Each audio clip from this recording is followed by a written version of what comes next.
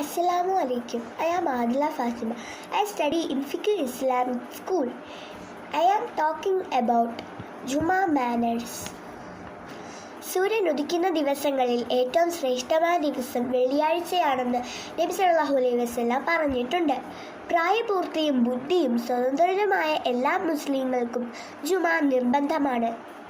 കുളി, നല്ല വസ്ത്രം ധരിക്കൽ, സുഗന്ധം പൂശൽ, നഖം വെട്ടൽ, നേരത്തെ തന്നെ പള്ളിയിലേക്ക് പുറപ്പെടൽ എന്നിവ വെള്ളിയാഴ്ചയിലെ സുന്നത്തിൽ പെട്ടതാണ്. വെള്ളിയാഴ്ചകളിൽ സൂറത്തുൽ കഹ്ഫ് പാരായണം ചെയ്യാൻ നബി സല്ലല്ലാഹു അലൈഹി വസല്ലം പറഞ്ഞിട്ടുണ്ട്.